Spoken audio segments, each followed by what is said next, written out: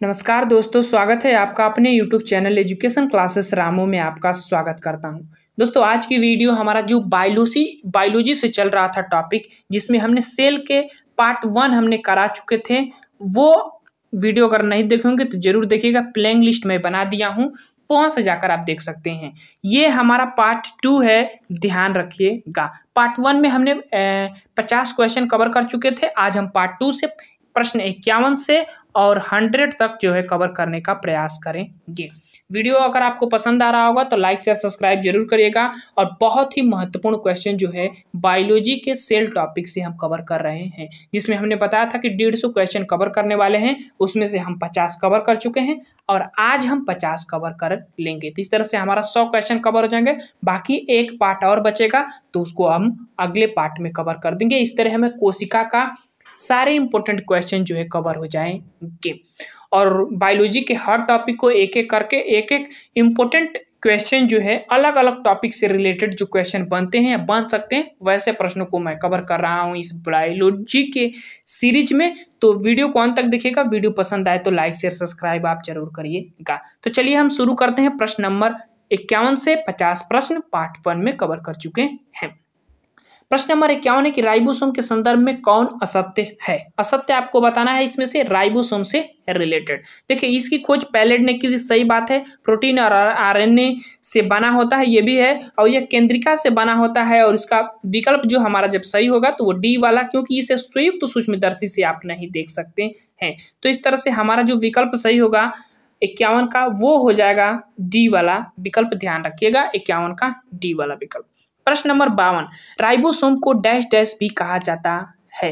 तो राइबोसोम को क्या कहा जाता है? तो प्रोटीन की फैक्ट्री, एकदम सत्य बात है। 52 का पहला विकल्प सही है।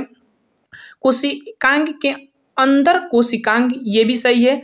और पैलेट कार्ड भी इसको कहा जाता है। डी वाला विकल्प इसका सही हो जाएगा। ध्यान रखिएगा, प्रश्न नंबर 52 का विकल्प जो हमारा 52 का सही हो जाएगा वो डी वाला। प्रश्न नंबर 53 पर चलते हैं। इसका देखिए, डैश डैश प्रोकैरियोटिक और यूकैरियोटिक दोनों कोशिकाओं पाया जाता है, दोनों कोशिकाओं में पाया जाता है। ऐसा आप प्रश्न को बना सकते हैं कि जो प्रोकैरियोटिक में भी होना चाहिए, यूकैरियोटिक कोशिका दोनों में कोशिकाओं में होना चाहिए। तो कौन सा इसमें से अंग है जो दोनों में पाया जाएगा? तो अगर हम अंग की बात करें तो वो हमारा विकल्प सही हो जाएगा राइबोसोम। राइबोसोम प्रोकैरियोटिक में भी पाया जाता है और यूकैरियोटिक में ही पाया जाता है। सिर्फ राइबोसोम ही इसमें से, बाकी तीनों जैसे माइटोकॉन्ड्रिया, लाइसोसोम और गल्जिका, ये नहीं पाया जाता है। ध्यान रखिएगा, ये तीनों किसमें नहीं पाया जाता है? तो प्रोकैरियोटिक कोशिका में नहीं पाया जाता है। बाकी यूकैरियोटिक कोशिका में तो पाया ही जाता है। दोनों में पूछा है तो हम राइबोसोम के साथ जाएंगे, बी वाला विकल्प से। प्रश्न नंबर 54, कोशिका में प्रोटीन का निर्माण कौन करता है, वो आपको बताना है। तो राइबोसोम ही करता है, फैक्ट्री इसी को कहा जाएगा। तो कौन करेगा? डी वाला विकल्प इसका सही हो जाएगा। प्रश्न नंबर 55, अंतःप्रदत्त जालिका अनुपस्थित है, किसमें अनुपस्थित होती है? अंतःप्रदत्त जालिका किसमें अनुपस्थित होती है, वो आपको बताना है। प्रश्न नंबर 55 का विकल्प जो होगा लाल रक्त कणिकाओं में जो है ये अनुपस्थित होता है। तो इस तरह से 55 का हमारा बी वाला विकल्प जो है सही हो जाएगा। आगे चलते हैं। प्रश्न नंबर 56, खुदरी अंतःप्रदत्त जालिका के साथ साथ डैश डैश लगे होते हैं। क्या लगे होते हैं? खुदरी अंतःप्रदत्त जालिका के साथ डैश डैश लगे होते हैं। तो क्या लगे होते हैं? तो वो राइबोसोम लगे होते हैं। इस तरह से हमारा बी वाला विकल्प जो है सही हो जाएगा। प्रश्न नंबर 56 का हमारा बी वाला विकल्प। एक खुदरी होता है, एक चिकनी होता है। तो खुदरी किसमें होता है? तो राइबोसोम, उसमें निर्माण होता है। मतलब प्रोटीन कह सकते हैं, उसमें निर्माण होता है। ऐसे चीजें जब आप कोशिका को डिटेल में पढ़ेंगे तो उसकी अंदर क्वेश्चन ये सब हैं जो ज्यादातर एग्जाम में बनते हैं। तो बहुत अच्छा प्रश्न है, ध्यान से देखिएगा वीडियो को। प्रश्न नंबर 57, अंतःप्रदत्त जालिका की खोज किसने की? अब खोज किसने की थी वो पूछ दिया प्रश्न नंबर 57 में। तो पोर्टर नामक वैज्ञानिक उन्होंने किया था। ए वाला विकल्प इसका सही हो जाएगा। प्रश्न नंबर 58, गोल्जी उपकरण की खोज किसने की? तो कामिनो गल्जिनी के नाम पर रखा गया था। तो इसलिए इसका ए वाला विकल्प 58 का सही हो जाएगा। यातायात का साधन का कार्य करता है, ध्यान रखिएगा। प्रश्न नंबर 59, ER यानी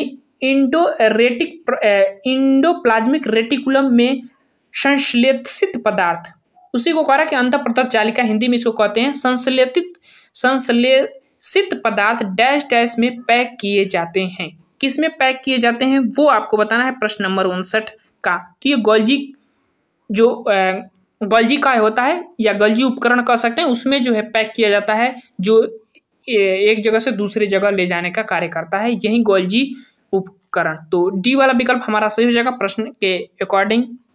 आगे चलते हैं प्रश्न नंबर 60। लाइसोसोम का निर्माण कौन करता है, वो आपको बताना है कि लाइसोसोम का निर्माण कौन करता है, वो आपको बताना है प्रश्न नंबर 60। बहुत अच्छा प्रश्न है, कौन करता है, तो गोल्जी उपकरण जो होता है वो करता है। डी वाला विकल्प इसका सही हो जाएगा।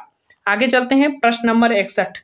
गोल्जी उपकरण का कार्य नहीं है, वो आपको इसमें से छानना है कि कौन गोल्जी उपकरण का कार्य नहीं है, वो आपको बताना है। तो ये राइबोसोम का निर्माण करना इसका कार्य नहीं होता है, तो डी वाला विकल्प इसका सही हो जाएगा। ये जटिल शर्करा का निर्माण करता है, ये भी विकल्प सही है क्योंकि गोल्जी उपकरण करता ही है। लाइसोसोम का निर्माण अभी ऊपर ही हमने इस पर प्रश्न किए थे। कोशिका भित्ति और झिल्ली के निर्माण में भाग लेता है, ये भी महत्वपूर्ण है। तो डी वाला विकल्प हमारा सही हो जाएगा प्रश्न के अकॉर्डिंग। ध्यान रखिएगा 61 का। प्रश्न नंबर 62 है कि पादप कोशिका का सबसे बड़ा कोशिकांग है।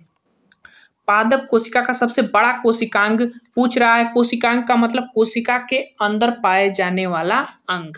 अब इसमें से कौन है जो पादप कोशिका का सबसे बड़ा कोशिकांग होता है, प्रश्न नंबर 62 का। कौन सा विकल्प सही होगा, तो रसधानी या वैक्यूल्स कह सकते हैं। बी वाला विकल्प जो है सही हो जाएगा, ये सबसे बड़ा होता है। हालांकि ये जंतु कोशिका में भी पाया जाता है तो छोटा होता है, इसका काम होता है जल का स्टोर करना। बी वाला विकल्प इसका सही हो जाएगा, वैक्यूल्स इंग्लिश में इसको कहते हैं।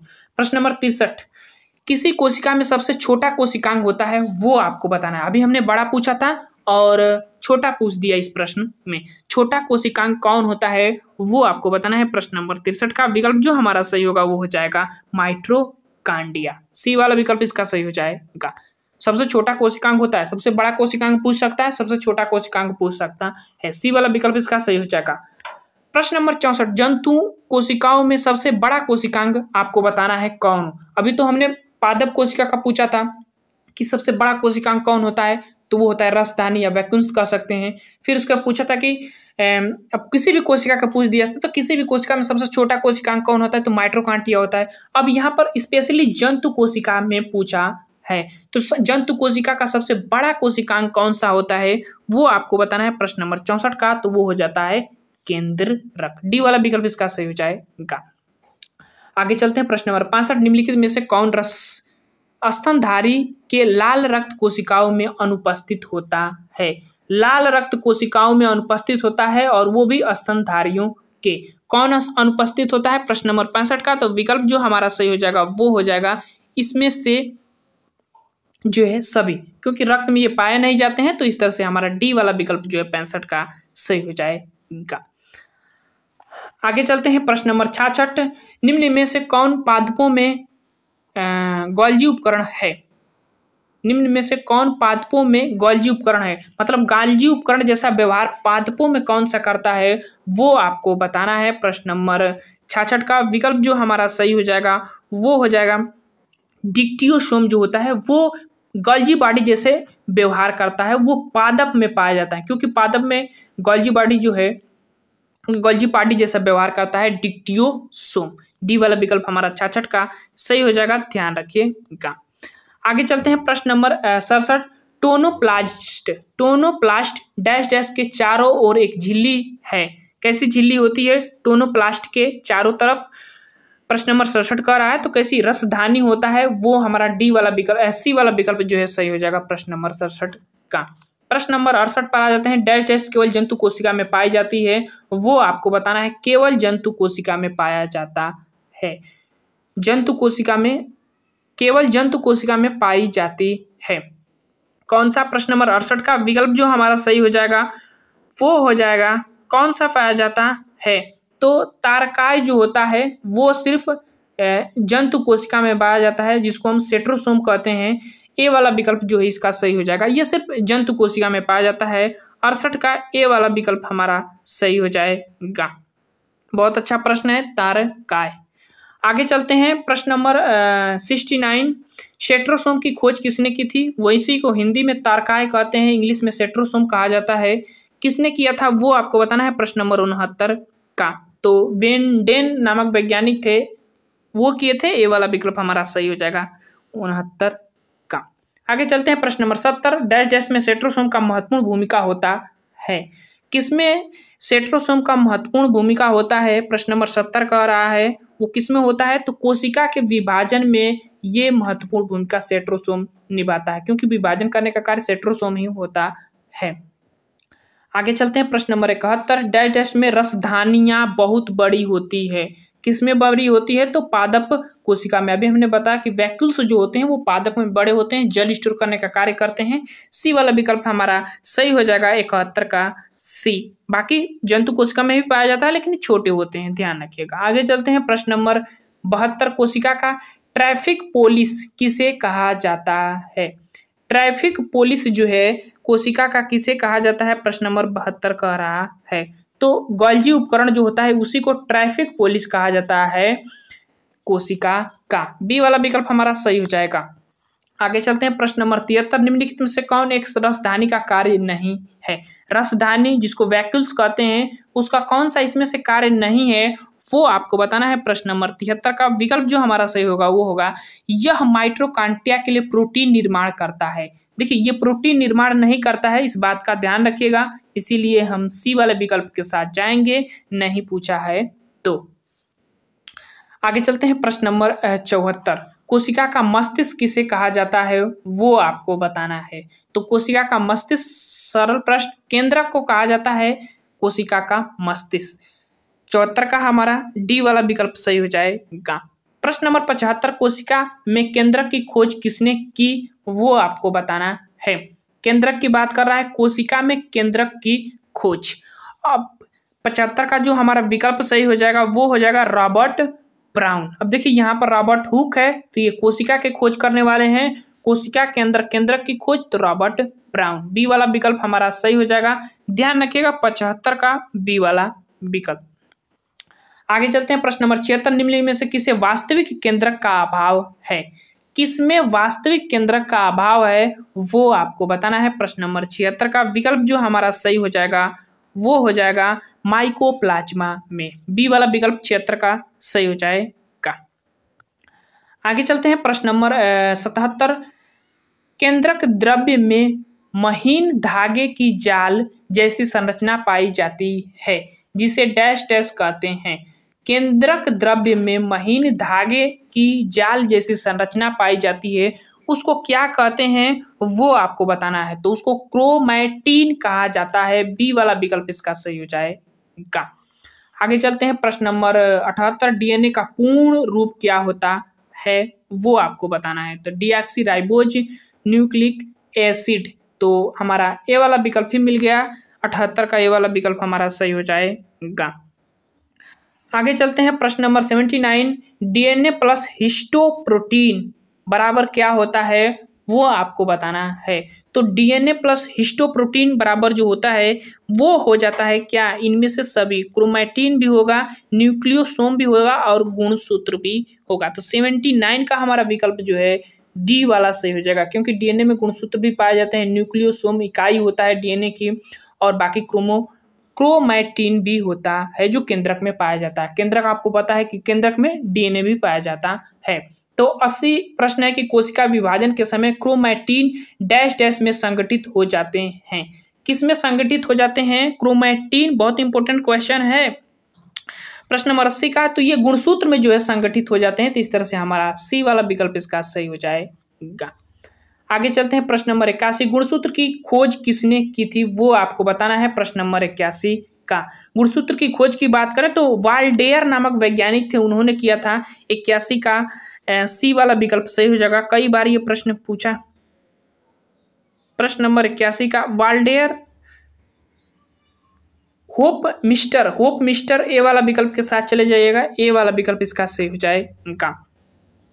आगे चलते हैं प्रश्न नंबर 82, डैश डैश अणु के कोशिका के निर्माण एवं संगठन की सभी सूचनाएं होती हैं। तो सभी सूचनाएं किसमें होती हैं, कोशिका के निर्माण की सभी सूचनाएं जो है किसमें होती है, डीएनए में होती है। ए वाला विकल्प जो है हमारा सही हो जाएगा। 82 का ए वाला विकल्प हमारा सही हो जाएगा, क्योंकि डीएनए में होता है जीन, और जीन में सभी जो गुणसूत्र होते हैं वो जीन में ही पाए जाते हैं। तो इस तरह से हम यही के साथ जाएंगे। 82 का ए वाला विकल्प हमारा सही हो जाएगा।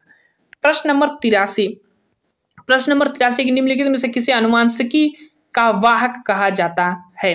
अब यहाँ देखिए, यहाँ पर डीएनए अणु भी दिया है, जीन भी दिया है, गुणसूत्र भी दिया है, केंद्रक भी दिया है। तो अनुवांशिकी का वाहक किसे कहा जाता है वो आपको बताना है प्रश्न के अकॉर्डिंग। बहुत अच्छा प्रश्न है, घुमा कर पूछा गया है। तो हम ऐसे प्रश्न जब पूछे तो हम गुणसूत्र के साथ जाते हैं। सी वाला विकल्प जो है 83 का हमारा सही हो जाएगा। आगे चलते हैं प्रश्न नंबर 84, डीएनए के क्रियात्मक खंड को डैश डैश कहते हैं। क्या कहते हैं क्रियात्मक खंड को, क्या कहते हैं डीएनए के, तो वो हम कहते हैं जीन कहते हैं, क्योंकि गुणसूत्र में ही पाया जाता है जीन। ऐसे कॉलम जैसे होते हैं ना, तो ये जीन होते हैं, कई हजार संख्या ऐसे होती है इनकी जीन की। बी वाला विकल्प इसका सही हो जाएगा। प्रश्न नंबर 85, डैश डैश को अनुवांशिकी पदार्थ और डैश डैश अनुवांशिकी इकाई कहते हैं। ऑप्शन आपके सामने ले चलते हैं। प्रश्न नंबर 85 का ऑप्शन यहाँ है, gene DNA, DNA RNA, gene RNA, DNA gene. अब किसके साथ जाएंगे, क्योंकि प्रश्न के अकॉर्डिंग ही ऑप्शन ए और डी ही सही हो सकता है, लेकिन किसके साथ जाएंगे 85 का वो आपको इस प्रश्न के अकॉर्डिंग ढूंढना है। जैसे प्रश्न क्या कहा है कि डैश डैश को अनुवांशिकी पदार्थ और डैश डैश अनुवांशिकी इकाई कहते हैं। तो किसको कहते हैं आप एक बार देखते हैं, डीएनए जीन, डी वाला विकल्प हमारा सही हो जाएगा, क्योंकि यही तो सही हो सकता था, लेकिन इसके साथ नहीं। प्रश्न कैसे पूछा है वैसे हम देखते हैं, उसके अकॉर्डिंग हमारा उत्तर जो होगा डी वाला ही सही हो जाएगा। प्रश्न नंबर 86, निम्नलिखित में से कौन सा एक गुणसूत्र का भाग नहीं है, वो आपको इसमें से बताना है। गुणसूत्र का भाग नहीं है प्रश्न नंबर 86 का विकल्प जो हमारा सही हो जाएगा, वो हमारा विकल्प सही होगा, वो होगा सेंट्रोसोम, क्योंकि विभाजन का कार्य करता है, इसीलिए हम डी वाले के साथ जाएंगे। गुणसूत्र का ये भाग नहीं है। बाकी तीनों ऑप्शन गुणसूत्र के अंतर्गत ही आते हैं। प्रश्न नंबर 87, गुणसूत्र में क्रोमैटिड अर्ध गुणसूत्र जिस बिंदु पर संलग्न होते हैं उसे डैश डैश कहते हैं। उसको क्या कहते हैं, तो उसको सेंट्रोमियर कहा जाता है। बहुत अंतरिम प्रश्न है, बहुत अच्छा प्रश्न है, सी वाला विकल्प इसका सही हो जाएगा। प्रश्न नंबर 88, साइटोकाइनेसिस का अर्थ क्या होता है, वो आपको बताना है। साइटोकाइनेसिस का क्या अर्थ होता है, प्रश्न नंबर 88 कह रहा है। इसका अर्थ होता है कोशिका द्रव्य का विभाजन जो होता है ना, उसी को साइटोकाइनेसिस कहा जाता है। तो बी वाला विकल्प हमारा 88 का सही हो जाएगा। प्रश्न नंबर 89, कैरियोकाइनेसिस का अर्थ क्या होता है। बहुत अच्छा प्रश्न है। कैरियोकाइनेसिस का अर्थ क्या होता है वो आपको बताना है। तो वो होता है केंद्रक का विभाजन। इस प्रश्न में दो अंतर हैं। पूछ रहा है कि साइटोकाइनेसिस का अर्थ क्या है, तो वो होता है कोशिका द्रव्य का जब विभाजन होता है, और कैरियोकाइनेसिस का क्या अर्थ होता है, तो केंद्रक का जब आप विभाजन करते हैं तब उसको हम कैरियोकाइनेसिस का अर्थ कहते हैं। तो ऐसे ही प्रश्न है, साइंस के लैंग्वेज के ये शब्द हैं जो बहुत पूछे जाते हैं, ध्यान रखिएगा। प्रश्न नंबर 90 है कि डैश डैश में एक कोशिका विभाजित होकर दो संसति कोशिका का निर्माण होता है।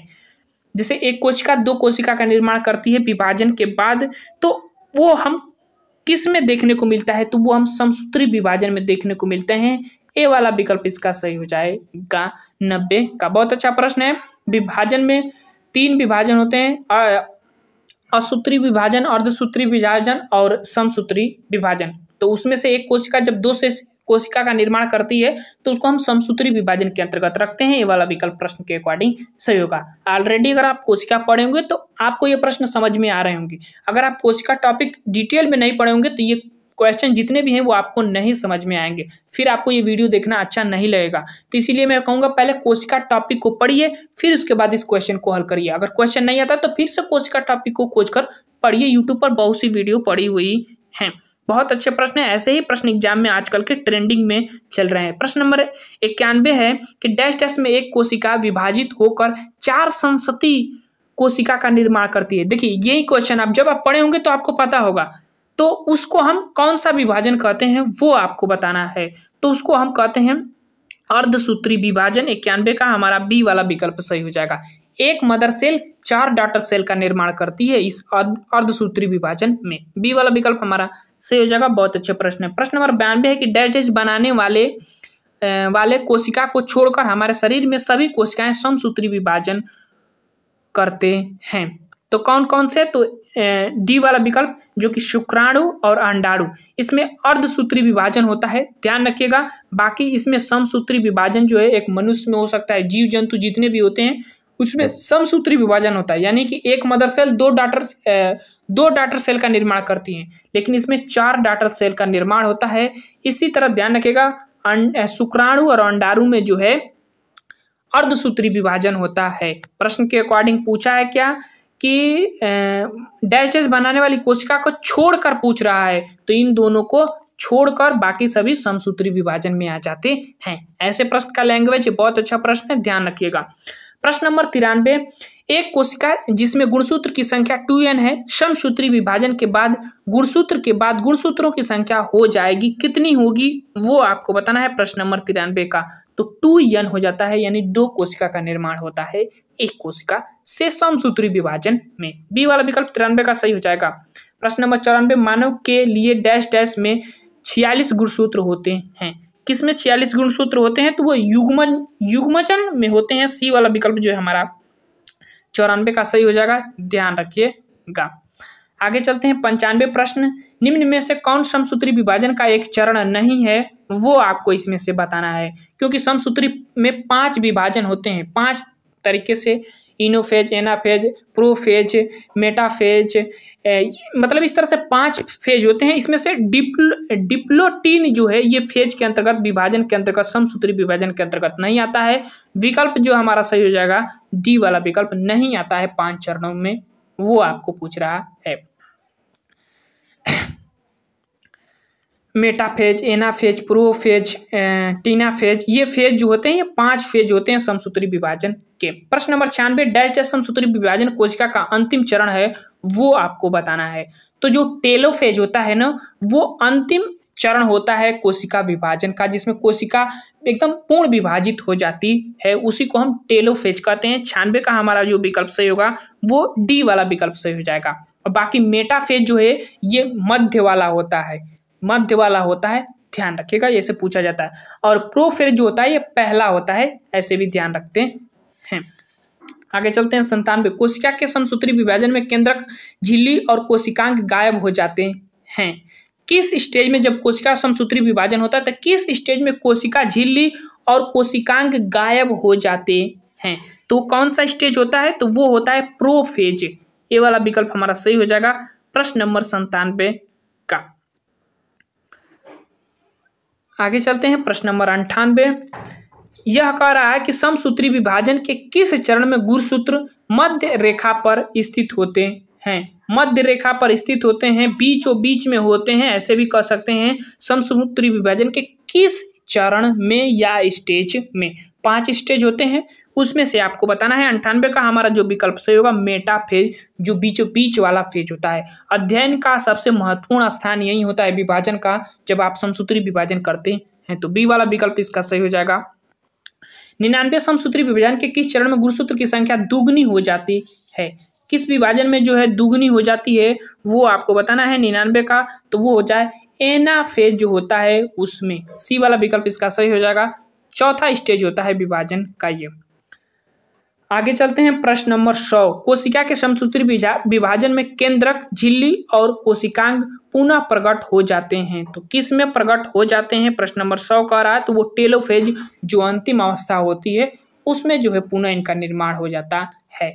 तो जब विभाजन पूर्ण हो जाता है तो एक अलग केंद्रक होगा, अलग माइटोकॉन्ड्रिया होगा, अलग राइबोसोम होंगे, तो ऐसे चीजें जो है अलग अलग हो जाते हैं जब 2 कोशिका का निर्माण होगा। जैसे एक घर है तो एक घर का खाना बनाने के लिए अलग होता है, एक घर का खाना बनाने के लिए अलग होता है, तो उसी तरह यहाँ भी बात होती है कोशिका में। प्रश्न नंबर 101 है कि डैश डैश के बाद गुणसूत्र की संख्या आधी हो जाती है, किसमें गुणसूत्रों की आधी हो जाती है, तो अर्धसूत्री विभाजन में ही होता है। लेकिन यहाँ तो अर्धसूत्री विभाजन 2 और अर्धसूत्री विभाजन 1 दिया गया है, तो प्रश्न का हमारा जो विकल्प सही होगा वो बी वाला ही, अर्धसूत्री विभाजन 1, बी वाला विकल्प सही हो जाएगा। 101 क्वेश्चन हमने पार्ट 2 में कवर कर चुके हैं। बाकी वीडियो पसंद आए तो लाइक शेयर सब्सक्राइब जरूर करिएगा। चलिए आज के लिए बस इतना ही, थैंक यू।